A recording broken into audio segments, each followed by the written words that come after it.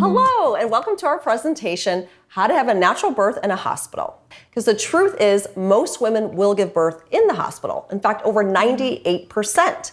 And that might be because it's the only option, or maybe there's a high-risk pregnancy and they have to give birth in a hospital, or maybe they just feel safer in a hospital. And all those reasons are obviously very valid.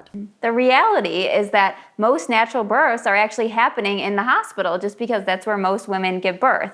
And that's kind of surprising because I think some moms feel that I need to be in a hippie commune or like at home or out in the forest, exactly, to give birth naturally. And that's not true. You can absolutely have an unmedicated natural childbirth in a hospital. And you will help educate the medical staff that it can be done, right? Exactly. I mean, I see, as a doula, I see women have natural births in the hospital all the time. It happens regularly. And I think that it's important for women to know that they can't just walk into this, though. You can't just fall into a natural birth, especially in the hospital environment. You know, if you're at home, there's no epidural there. But if you're in the hospital, there's all of these interventions that are available. So you need to kind of decide going in that you're going to prepare for this experience and be able to kind of negotiate with staff and interventions. Yes, and that's really what this presentation is all about. We're going to give you tips to help you work against kind of maybe the trend when you get into a hospital. I mean, some people say the minute you put on a robe or a hospital gown, you have had your first intervention. So before we dive into these tips, we want to introduce ourselves because some of you may not even know who we are. So my name is Genevieve. I run a blog and a YouTube channel called Mama Natural. My husband and I have been sharing tips and tricks about healthy living for millions of families worldwide. Now, I never thought I'd be into natural childbirth. I am a former junk food junkie. I used to be 60 pounds overweight. I couldn't get past 10 a.m. without sugar, nicotine, caffeine, or NutraSweet. But by God's grace, I put down the food, lost the weight, and then slowly I started cleaning up other areas of my life. Cleaning products, toiletries, my medicine cabinet, and then the way I gave birth. I have 2 children and had 2 very different births, one almost natural and the other supernatural. And I'm excited to share all that I've learned. I'm Maura Winkler, and I'm a registered nurse, birth doula, breastfeeding counselor, and student nurse midwife. I actually started my journey a little more conventionally in med school. But a couple years into my training, it became clear to me that by going the conventional route, I wasn't going to help moms and babies in the best possible way. So I left med school to pursue my education as a nurse midwife. As a doula, I've helped over 100 families have natural childbirths. I live with my husband and daughter, who was born naturally and peacefully at home with a nurse midwife. Maura and I actually created an online natural childbirth course, and we've helped hundreds of women have natural childbirths, and many of them in the hospital. So that's why we're doing this. More on that later, but now let's dive into those tips. So the first one is you need to commit to a natural childbirth. Now this might sound kind of like a flaky or real flimsy kind of tip, but it is huge because having a natural childbirth is very difficult, okay? And when the going gets rough, you're gonna wanna throw in the towel and quit, okay? Say, give me the epidural, give me all the drugs. And you know, from there, I think you can get into this cascade of intervention. So you agree to one thing, you know, maybe you go in saying, I don't want an IV, and then you agree to the IV, and then from there, things just kind of go downhill because then you're kind of, you know, strapped to near the bed, and that inhibits movement. Absolutely. So you need to make that decision. I mean, even for me, you know, Miss Natural Mama or whatever, I was in transition and I was like, give me a C-section, give me an epidural. I want to just, I mean, so even if you're fully committed, you're still going to crack, okay? But you're going to crack so late in the game that it's too late for any of those interventions, so which is a good thing. But you need to commit to having a natural childbirth. And for me, I always reminded myself why I wanted to go natural. And if you need inspiration, go to my blog. I've got tons of posts about all of the benefits for baby and mom. It really can be life-changing for your child, truly.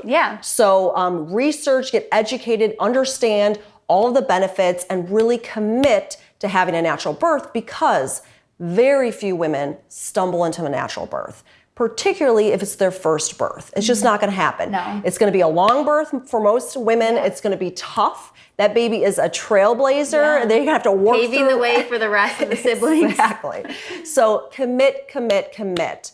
And really get your partner on board too, because that's going to be huge. Yeah. Absolutely. Yeah, I mean, you really need everyone around you to be supporting your goals, because just one person who is, kind of wavering, maybe you should get an epidural after all. If you're in the moment and you're in a lot of pain, that can be the thing that puts you over the edge and kind of starts that cascade of interventions. I had a couple high school friends and they liked the idea of a natural birth. So they said, I'm just going to kind of see how it unfolds and try for one, but if it doesn't work out, And none of them ended up having a natural birth because it's so rare that it's going to work that way. Because again, it's going to be very challenging and you're working against a lot of different factors. Yeah. So Seeing how it goes is not the way to go. Tip number 2, accept that the system is probably against you. So if you think about it, hospitals specialize in interventions. But just because you walk in the door doesn't mean you have to get their checklist of interventions automatically. I think a lot of women feel like they're going to be pressured into what all the standard interventions are, when in reality, you can negotiate about a lot of those things.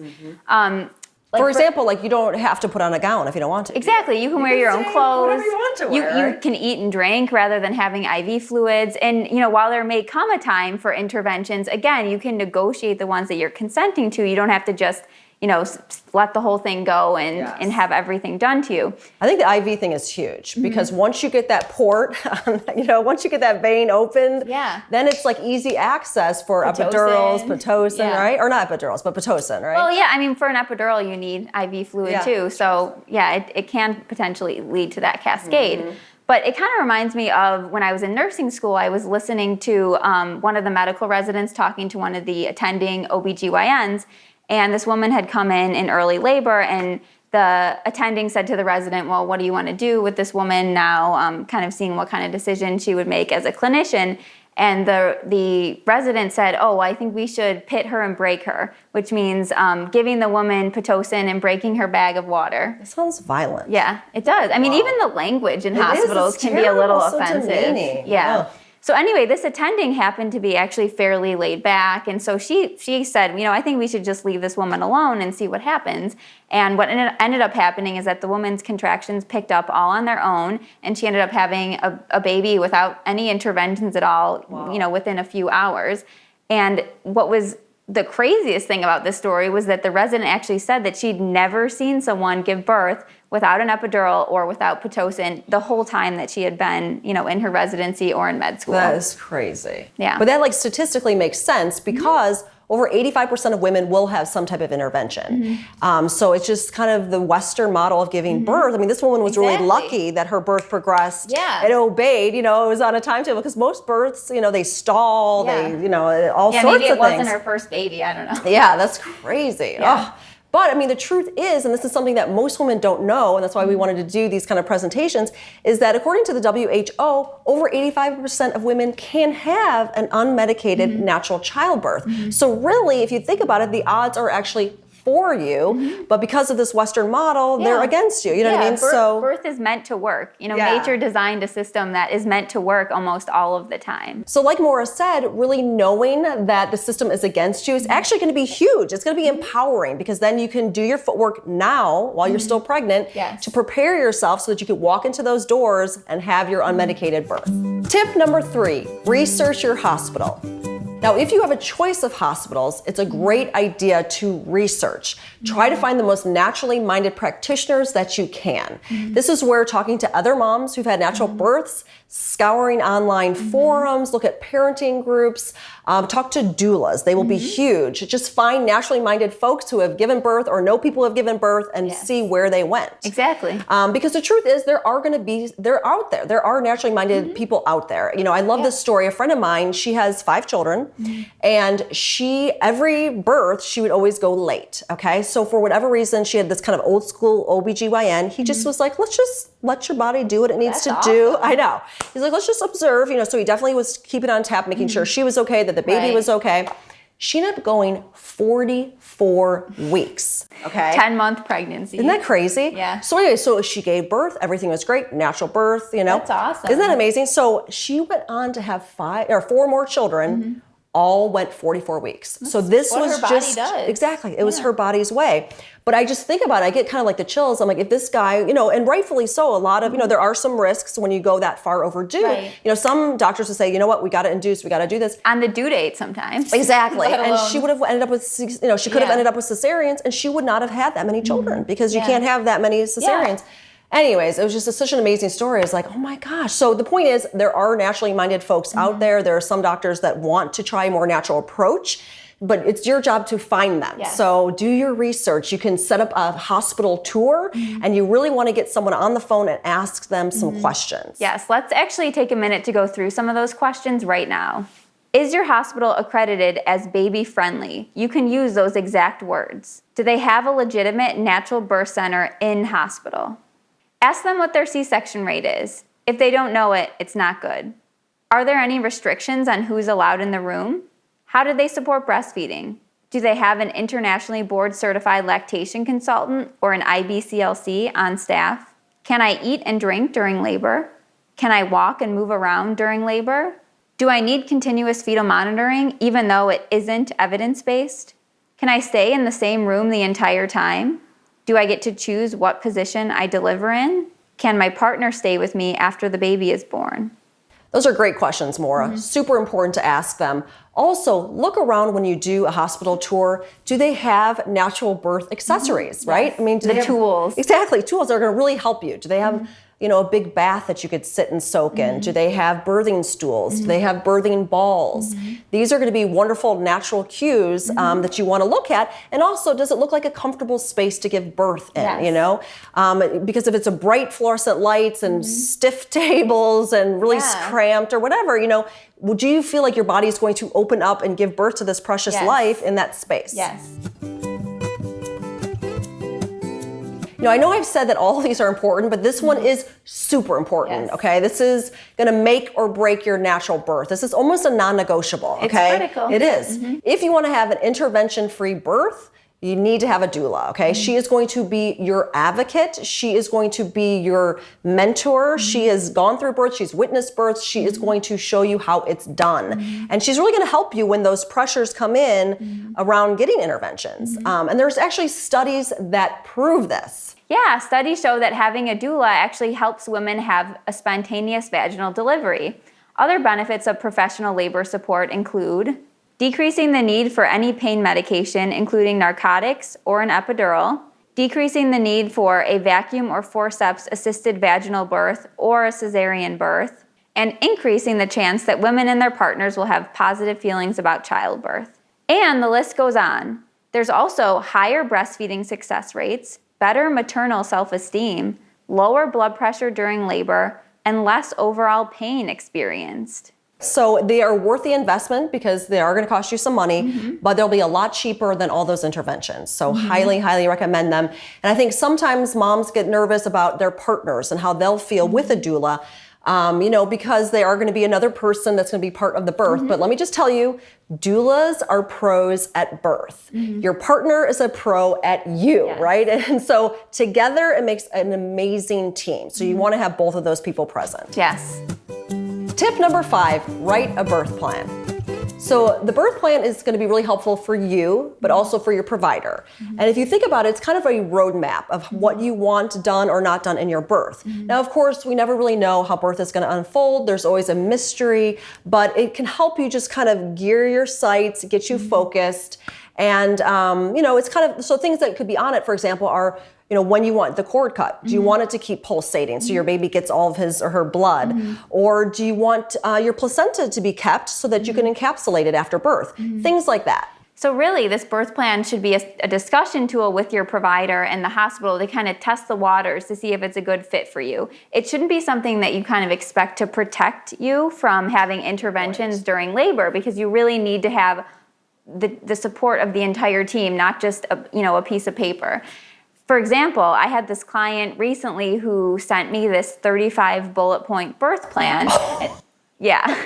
We've kind of been talking her whole pregnancy about how maybe she should see a different provider or go to a different hospital. And this was kind of this birth plan some of it may be carried out, but it's just way too long. Some of the things on it are really not the standard of practice at the facility that she's going to. And so she's going to be kind of arguing with them about specific points. And really, you want this birth plan to be just like a 5 or 10 bullet point thing, so that the nurses who you're giving it to when you're coming in active labor, so they're going to be kind of busy, like getting you in the room, can just look at it quickly, see what's most important, and they're not having to, put on their glasses to read 8-point font, Wow. bulleted lists. I think it really, because I gave birth with a midwife, but it was within a hospital, a birthing center that was within a hospital. Right. So I really had my birthing plan for the nurses, because they did have one, conventional hospital nurse that was on staff for my birth.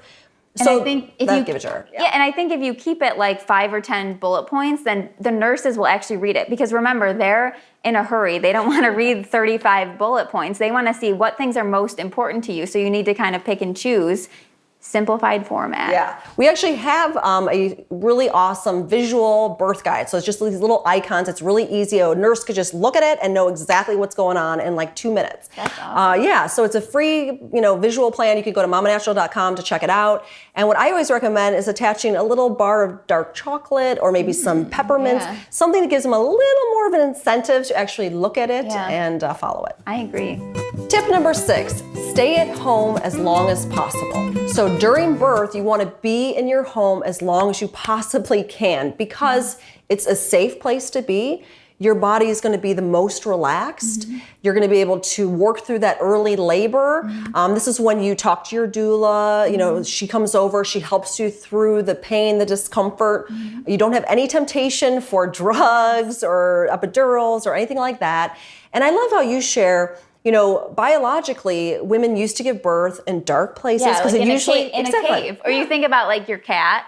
Like your cat, if she's gonna give birth, she like goes in the closet and like makes a nest and like sneaks off in the middle of the night when no one's gonna be around. And humans are mammals and they're the same way. And so, you go into the hospital and suddenly you're surrounded by like all of these bright lights. All these people are coming into the room and trying to do everything at one time. They're strapping you on the fetal monitor. They're starting the IV, and suddenly your contractions are completely gone because your body's in like fight or flight mode. Like you're nervous, and like your nature kind of knows that if you're afraid or you're worried, now is not the time to have a baby. Exactly. It will halt it like this. Yeah. So stay at home as long as possible. And this is something where you're going to need some help, because if I was left to my own devices, I would have shown up at the hospital literally at like 1 or 2 centimeters. I'm not kidding. Like I was in early labor and my doula was like, Genevieve, you can talk to me on the phone right now. You are so not even close to being in the place where you need to go to the hospital. Like, relax, get in the bath. You've got a long road ahead of you. So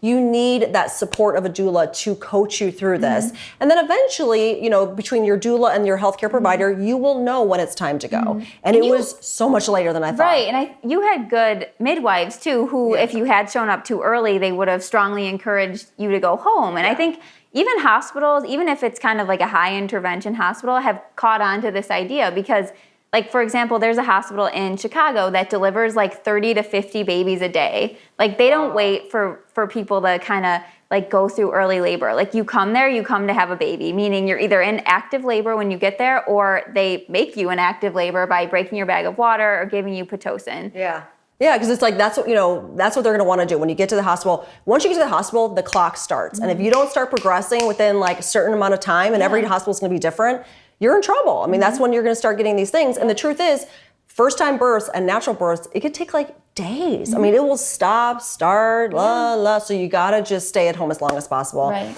I feel like even now mainstream hospitals are kind of catching on to this because they don't want a lot of bodies in their hospital that aren't like moving on. So I had a girlfriend that went to a very high intervention hospital, and she, checked in. She was all nervous because it was her first time, rightfully so. And she was like 2 centimeters, and they sent her home. They're like, you need to go home. Like this is, not ridiculous, but like go home, relax. And it kind of saved her, because by the time she got back there, she was 7 centimeters. So, I mean, it takes a lot of resources to kind of take care of a woman in labor. You have to give that person a nurse when potentially they're not really at a stage of labor when they need a whole lot of support. So it can be expensive to admit someone early in the process. And it's so unlikely that you're going to not get there in time. Yeah, it especially really for the is. first baby. I mean, It's so rare. I've actually never had any client ever not make it in time. And first babies, I mean, even if you left your house and you were, because you were starting to push, you pushed for a few hours the first time. So, tip number 7, take a good birth class. This is actually really important to me as a doula. I really advise my clients to take a childbirth education class that's outside of the hospital, because I feel like the hospital childbirth education classes are just teaching people how to be a good patient. So what a typical childbirth ed class covers in the hospital is you come in, we give you an IV, we hook you up to the monitor. Here's what happens if you have to have a cesarean. They don't really give you information about the actual process of labor. They don't really usually provide a lot of techniques for coping with the pain, or really show your partner how to support you through the process. Whereas an out-of-hospital childbirth education course is going to be a lot more comprehensive. So it's usually more of a time investment, but you're going to actually cover more material that's going to be really valuable to having a natural childbirth. Absolutely. I took a out of hospital birth course. I also took the hospital birth course though, because I kind of wanted to just see some of their policies and different things. It doesn't hurt to take both, because sometimes if you've taken the class outside of the hospital and then you go to the hospital and take their class, you can kind of compare what you learned to see like where there may be a disconnect, because those are some of the issues that you might be up against when you show up to the hospital in labor. Yeah, definitely.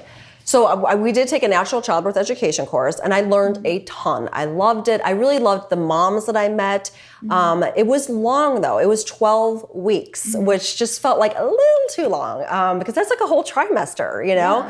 And, you know, and it was towards more the middle-ish, end-ish of my pregnancy, and I was getting big, and it was late at night, you know, I had to drive across town, and the classes went on for like 3 hours, I want to say sometimes, you know, in each session. And there were times where I was thinking, you know what, you're preaching to the choir. Like all of us that were there were committed for, you know, to have a natural childbirth. We wanted to do whatever we could to have one, and tend to like go over these principles over and over again. So, and I've heard that from other moms in my community that, you know, they wanted something that was faster, more concentrated, gave them more tools. I mean, I think my clients have asked me a lot about online classes and if I know if there's any available, because I think that in general, that's sort of where education is right now. Like I'm a student and I love online classes because I can take them at my own convenience. So I think it also, you know, not only can people kind of fit it into their schedule then, but they can maybe like cram it in at the end of pregnancy if they waited too long to take a class, and it just offers a lot more flexibility. Absolutely. I mean, we're in the digital age. It just makes perfect sense. So it got Maura and I thinking like we should start a class, you know, because we have a lot of information, inspiration, and tools to provide for moms. So we have created a 8-session natural childbirth course. It's online, on demand, and we are so focused. Like this goes right to the meat and the heart of natural childbirth. And the thing that I'm probably the most passionate about is that we give you so many tools and tricks and just techniques that are going to help you offset the uncomfortability of giving birth naturally. Yeah, I think you'll actually be surprised how hands-on this class is for it being an online Absolutely. course. Like the women have made amazing relationships. Yes, exactly. Yeah.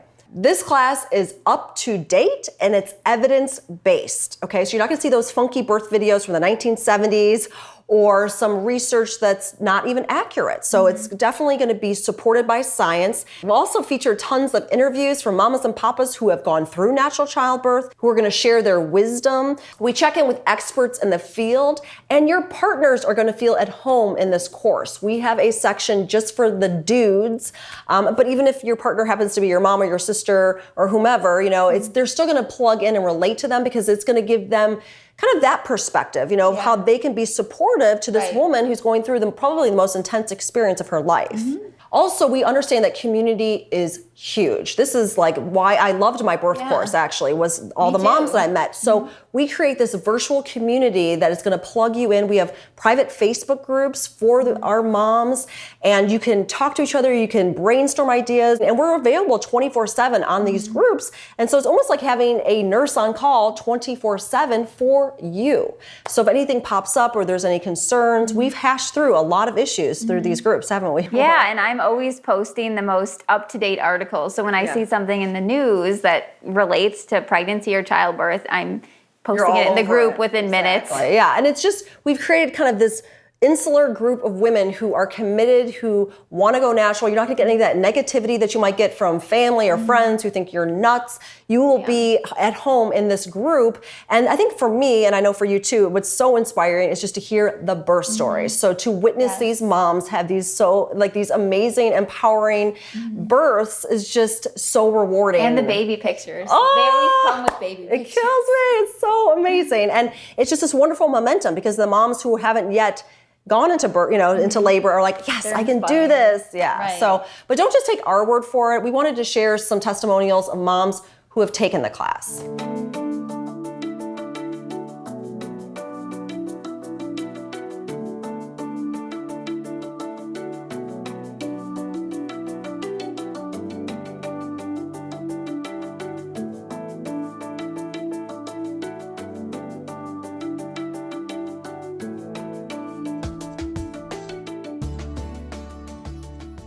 Now, if the Mom and Natural Birth course doesn't seem like a right fit for you, no worries. We would just encourage you to take some type of childbirth education course. And not just the hospital birth class. Amen. We are wishing you a great rest of your pregnancy, and we hope you have an awesome birth.